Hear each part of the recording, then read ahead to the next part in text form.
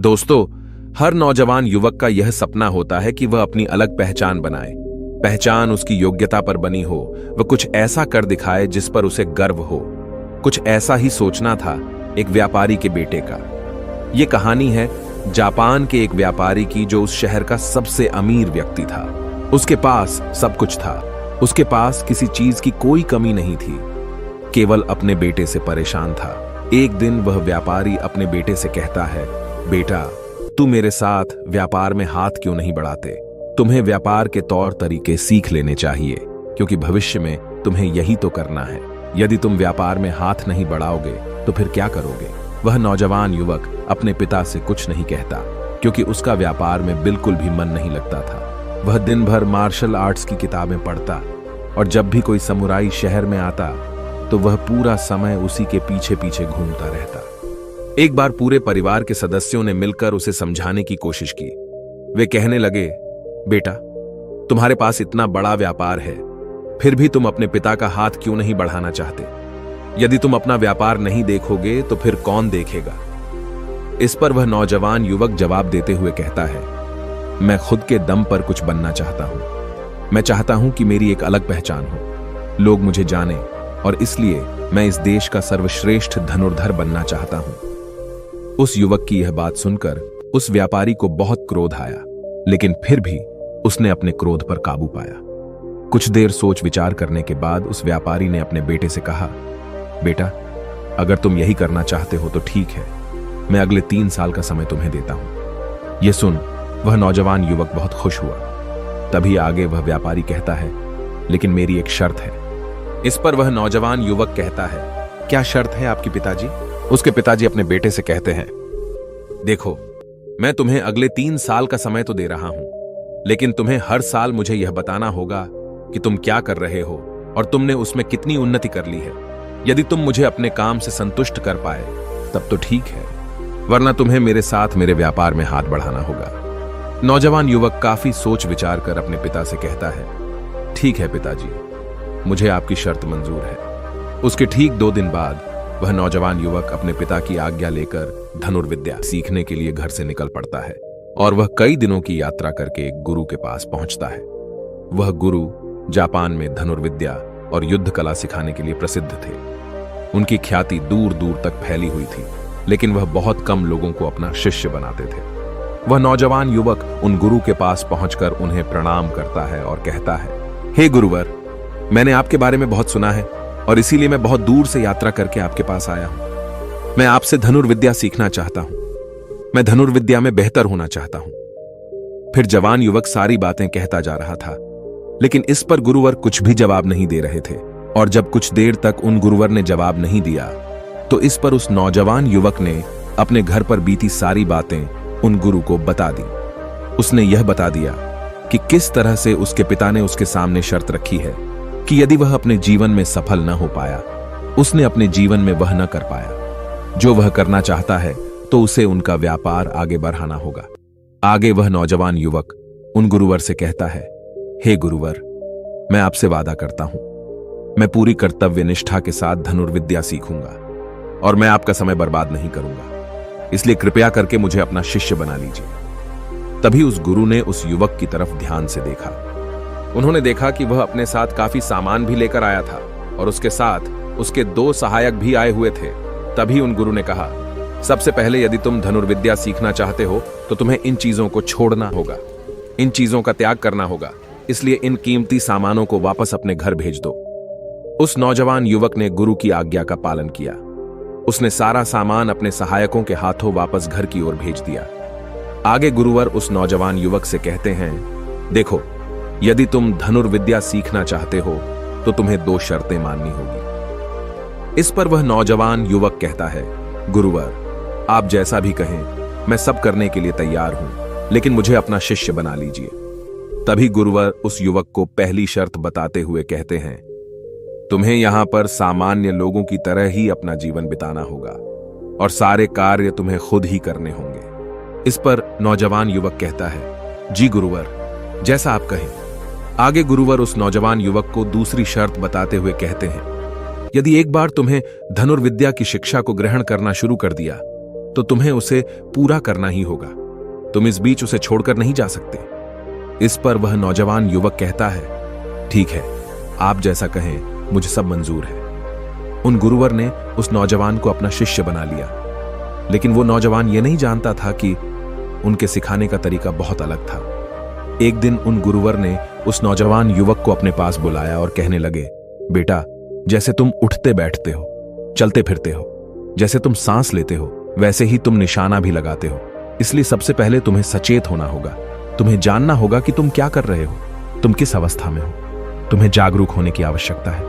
इसलिए आज से ही सचेत होकर सारे काम करना शुरू कर दो, और ऐसा तब तक करो जब तक यह तुम्हारा स्वभाव न बन जाए। उस युवक ने उन गुरुओं की बात मान ली। वह एकाग्र होकर अपने कामों पर ध्यान देने लगा। वह अपने चलने फिरने, अपनी सांसों पर ध्यान केंद्रित करने लगा। सुबह उठकर वह अभ्यास करता और ध्यान किया करता। शाम के 6 बजे से वह एकांत रहता और ध्यान किया करता। ध्यान करने के बाद करीब 9 बजे के बाद वह सो जाया करता और ठीक सुबह 4 बजे उठकर वह धनुर्विद्या का अभ्यास करने लगता, और यह सब उसे एकांत में रहकर ही करता था। और यह सारी क्रियाएं दोपहर के 2 बजे तक यूं ही चलती रहती, और इस समय के दौरान न तो कहीं जाना और न ही किसी से मिलना। यहां तक कि उस युवक को किसी से बात करने की भी कोई अनुमति नहीं थी, और बचे हुए 4 घंटे अर्थात दोपहर को 2 बजे से शाम को 6 बजे तक वह बाकी सभी शिष्यों के साथ मिलकर आश्रम की देखरेख करता। और वह नौजवान युवक भी अब तक पूरा मन लगाकर सीखने की कोशिश कर रहा था। लेकिन जैसे जैसे समय बीतता जा रहा था, उस नौजवान युवक का जोश ठंडा पड़ रहा था। अब उसके लिए उस आश्रम में एक एक पल बिताना बहुत मुश्किल हो रहा था। अब उस नौजवान युवक ने अपने गुरु की बातों को अनदेखा करना शुरू कर दिया था।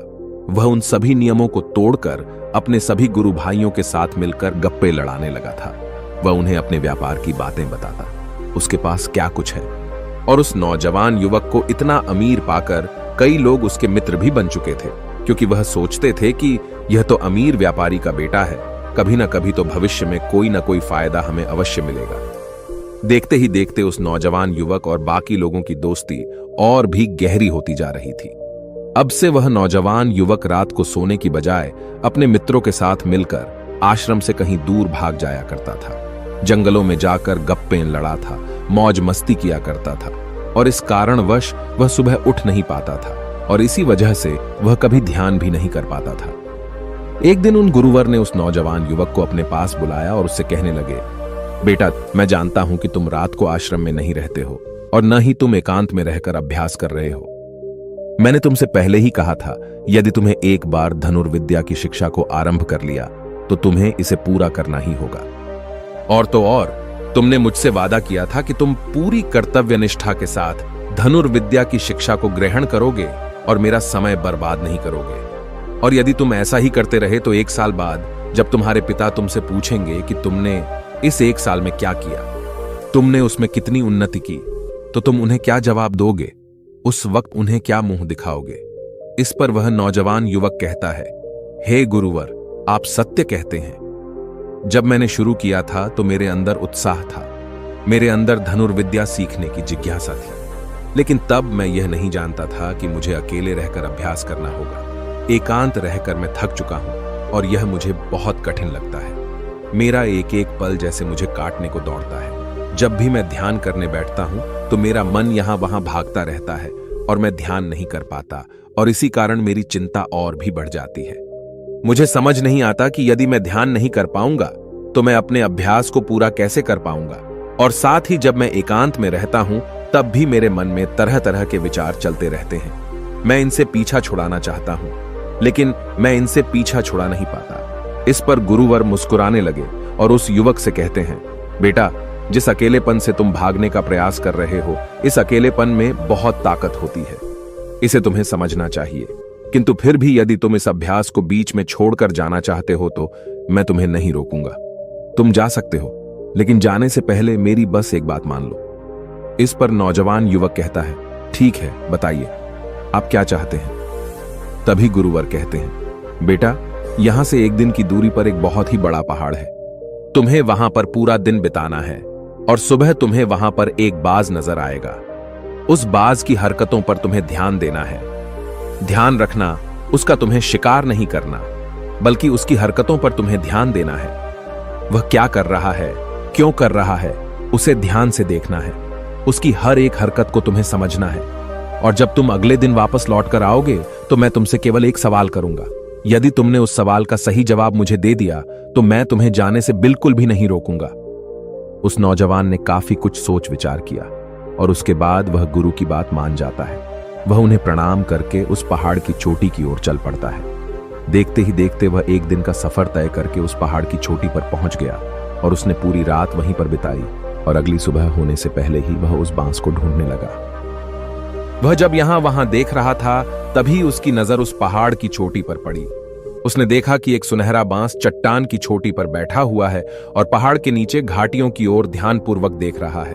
वह नौजवान युवक उस बांस को देखकर झुक गया और छुपकर उसकी सारी हरकतों पर नजर रखने लगा। उस नौजवान युवक ने देखा कि कुछ चरवाहे अपनी भेड़ बकरियों को उस घाटी में चराने के लेकर आए हैं और तभी उस युवक की नजर उस पर पड़ी जो एकदम शांत बैठा हुआ था। लेकिन तभी अचानक उसने उड़ान भरी और नीचे की ओर गोता लगाते हुए वह उन चरवाहों के पास पहुंचा।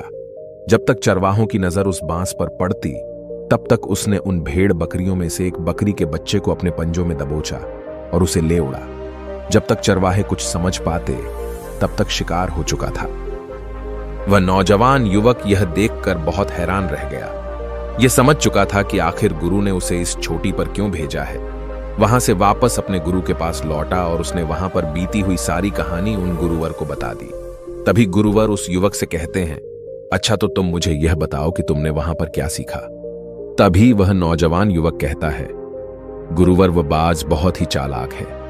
काफी देर तक तो यूं ही वह शांत रहा, लेकिन जैसे ही उसे अपना शिकार नजर आया उसने शिकार तय किया और एक उड़ान भरी और उड़ान के साथ वह अपने शिकार को ले उड़ा। इससे हमें यह समझने को मिलता है कि वह बाज बहुत ही चतुर और बहुत ताकतवर भी है और साथ ही साथ वह बहुत तेज भी है। इस पर गुरुवर हंसते हुए कहते हैं, बेटा उस बात को तुमने आज देखा है, लेकिन यदि उसे तुमने करीब 2 महीने पहले देखा होता तो तुम उस पर यकीन नहीं कर पाते। ऐसे बाज केवल पहाड़ी इलाकों में ही पाए जाते हैं और इन बाजों की उम्र करीबन 80 वर्ष की होती है। लेकिन जब इनकी आधी उम्र अर्थात जब इनकी 40 साल की उम्र पूरी हो जाती है तो यह शिकार नहीं कर पाते। उसे एक महत्वपूर्ण निर्णय लेना पड़ता है, क्योंकि इस अवस्था में उसके शरीर के 3 महत्वपूर्ण अंग बेअसर होने लगते हैं। पहला, पंजे, जो कि लंबे और लचीले हो जाते हैं और शिकार पर पकड़ बनाने में कमजोर होने लगते हैं। दूसरा, चोंच, जो कि आगे की ओर मुड़ जाती है और भोजन निगलने में मुश्किलें होने लगती हैं। तीसरा, पंख, जो भारी हो जाते हैं और सीने से चिपकने कारण पूरे खुल नहीं पाते हैं। ये उसके उड़ान सीमित कर देते हैं। भोजन ढूंढना, भोजन पकड़ना और भोजन खाना तीनों काम करना मुश्किल हो जाते हैं। उसके पास 2 ही रास्ते बचते हैं, या तो शरीर छोड़ दें या फिर खुद में बदलाव करे। इनका शरीर मृत्यु की ओर बढ़ने लगता है, लेकिन इनकी विशेषता तो यही है कि ये बाज अपनी मृत्यु को स्वीकार नहीं करते। जहां पहला रास्ता सरल और तुरंत समाधान देने वाले हैं, वहीं दूसरा अत्यंत पीड़ादायी और लंबा बांस पीड़ा चुनता है और खुद में बदलाव करता है। वह धीरे धीरे उड़ान भरकर किसी ऐसी जगह पर जा पहुंचते हैं जहां बहुत शांति होती है और वहां अपना घोंसला बनाता है। फिर वहां पर जाकर वो सबसे पहले अपनी कमजोरी अर्थात अपनी उस मुड़ी हुई चोंच को पत्थर पर मार मार कर उसे तोड़ देते हैं। अपनी चोंच तोड़ने से ज्यादा पीड़ादायक कुछ भी नहीं पक्षी के लिए। अब वह इंतजार करता है चोंच के फिर से उगाने का। उसके बाद वह अपने पंजे भी उसी प्रकार तोड़ देता है और इंतजार करता है पंजों के दोबारा उगाने का। और देखते ही देखते इनके पंजों में नए नाखून आते हैं। नई चोंच और पंजे आने के बाद वह अपने भारी पंखों को एक एक कर नोच कर निकालता है और प्रतीक्षा करता है पंखों का फिर से उगाने का। और इस क्रिया में पूरे 3 महीने लगते हैं और 3 महीनों के अंदर इन बाजों का एक नया पुनर्जन्म होता है और तब उसे मिलती है वही भव्य और ऊंची उड़ान, पहले जैसी नहीं। इस पुनर्जन्म के बाद वह 30 साल और जीता है, ऊर्जा, सम्मान और गरिमा के साथ। आगे गुरुवर इस नौजवान युवक से कहते हैं, तुम उस बाज की तारीफ कर रहे हो जो अकेले रहना पसंद करता है, शांत रहना पसंद करता है, जो पूरे 3 महीने एकांत में रहकर तपस्या करता है, अपने आप को शिकार के लायक बनाता है, तब जाकर वह कहीं शिकार करने योग्य बन पाता है। तुमने देखा होगा कि जो भी ताकतवर इंसान है वह हमेशा एकांत ही रहता है, लेकिन जो व्यक्ति कमजोर है जिसके अंदर तरह तरह की कमियां हैं, वह लोगों के बीच छुपने का प्रयास करता है। आगे गुरुवर उस नौजवान युग से कहते हैं, मेरी बात ध्यानपूर्वक सुनो। यदि तुम अपने जीवन में सफल होना चाहते हो, अपनी पहचान बनाना चाहते हो, तो सबसे पहले दिशाहीन से दृढ़ निश्चय वाले बनो। क्योंकि जब तुम खुद के लिए समय निकालते हो, जब तुम एकांत रहने का चुनाव करते हो, तो तुम अपने दिन में जो भी काम कर रहे हो उस पर तुम ध्यान दे पाते हो, तुम सचेत हो पाते हो और साथ ही तुम किसी भी चीज पर सही निर्णय भी ले पाते हो। और एकांत आपको हमेशा कुछ न कुछ नया सिखाता ही रहता है। आगे गुरुवर उस युवक को दूसरी बात बताते हुए कहते हैं, आज जो मौका तुम्हारे पास है वह मौका तुम्हें दोबारा नहीं मिलेगा। इसीलिए इस मौके की कीमत को समझो, क्योंकि तुम्हें एकांत खुद को बनाने के लिए मिला है। तो अपने जीवन में देखो, उसे समझो और उन कमियों को दूर करो। तुम तो बड़े शहर से हो और तुमने यह भी देखा होगा कि शहर के लोग अपना पालन पोषण करने के लिए दिन रात मेहनत करते रहते हैं। न तो उनके पास सीखने का समय है और न ही एकांत में रहने का। इसलिए वह कभी भी खुद को जान तक नहीं पाते। यह अकेलापन, यह संघर्ष जिसे तुम व्यर्थ समझ रहे हो और जिसे तुम यूं ही बर्बाद कर रहे हो, यह मौका तुम्हें कुछ बनने के लिए मिला है और यह मौका दोबारा लौटकर वापस नहीं आएगा। आगे गुरुवर उस युवक को अगली बात बताते हुए कहते हैं, जिन लोगों के साथ तुम घूमते रहे हो, जिनके साथ गप्पे लड़ा रहे हो, जिनके साथ अपना समय काट रहे हो, उन्हें तो खुद तक नहीं पता कि वह क्या कर रहे हैं। उन्हें खुद इस बात का एहसास नहीं है कि वह खुद अपना कितना बड़ा नुकसान कर रहे हैं। तुम ऐसे लोगों के साथ अपना समय बिताते हो तो अवश्य ही तुम भी दिशाहीन हो जाओगे और तुम भी यह समझ नहीं पाओगे कि तुम्हें अपने जीवन में क्या करना है। शुरू शुरू में तुम्हें अकेले रहने में थोड़ी तकलीफ जरूर होगी, लेकिन धीरे धीरे आपको इसके साथ रहने की आदत पड़ जाएगी। इसलिए अकेलेपन का इस्तेमाल एकांत रहने के लिए करो और अपना उद्देश्य याद रखो। यह याद करो कि तुम यहां पर क्यों आए थे और तुमने अपने जीवन में क्या लक्ष्य तय किए थे। गुरुवर के इतना कहने के बाद वह नौजवान युवक सोचने लगा। वह यह समझने लगा कि आखिर वह यहां पर क्यों आया था। तब उसे याद आया कि उसके गुरु ने उसे क्या कहा था कि अपने अकेलेपन का इस्तेमाल करो, क्योंकि अकेलापन ही एकांत बन जाएगा और वह तुम्हें आगे बढ़ने में तुम्हारी मदद करेगा। दूसरी बात, अभ्यास में संतुष्टि ढूंढो, क्योंकि उस नौजवान युवक के गुरु ने कहा था कि सारा ध्यान केवल अभ्यास में लगाना, इसके अलावा कुछ और पाने की कोशिश नहीं करना। क्योंकि जब हम कहीं और जाने की या कुछ अलग पाने की कोशिश करने में लग जाते हैं, तब हम अपने मन के बनाए हुए जाल में फंसते चले जाते हैं और हमारा संबंध वर्तमान से टूट जाता है। और तब हमें ऐसा लगने लगता है जैसे हम कहीं पर फंसे हुए हैं। हम बहुत दुखी हैं, हम बहुत निराश हैं और कहीं पर पहुंच नहीं पा रहे। और इसी के साथ में उस नौजवान युवक को उन गुरु की तीसरी बात भी याद आती है कि प्रकृति में ध्यान करो। जब भी तुम्हें समय मिले तो किसी एकांत जगह पर या फिर किसी पेड़ के नीचे बैठकर ध्यान करो। केवल अपनी सांसों पर ध्यान दो।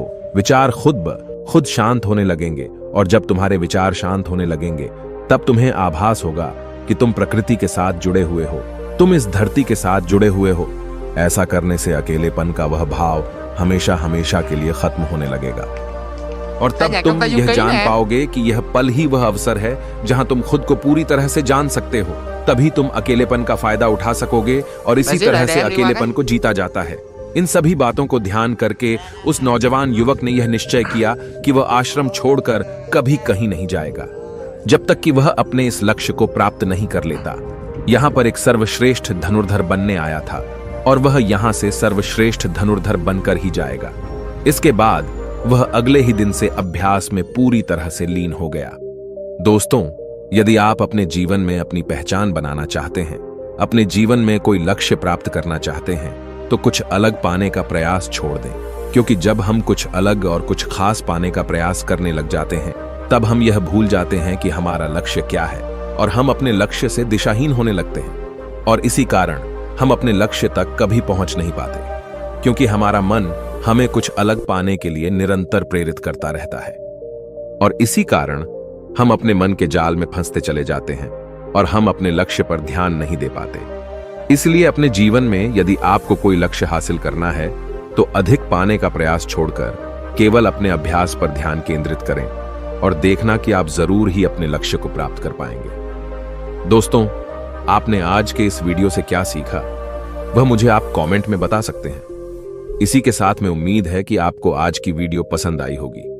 तो इस वीडियो को उस इंसान को शेयर करें और उसी के ठीक बाद चैनल को सब्सक्राइब करें। तो चलिए फिर मिलते हैं ऐसी एक और नई वीडियो में। तब तक के लिए अपना ख्याल रखें। धन्यवाद और नमो बुद्धाय।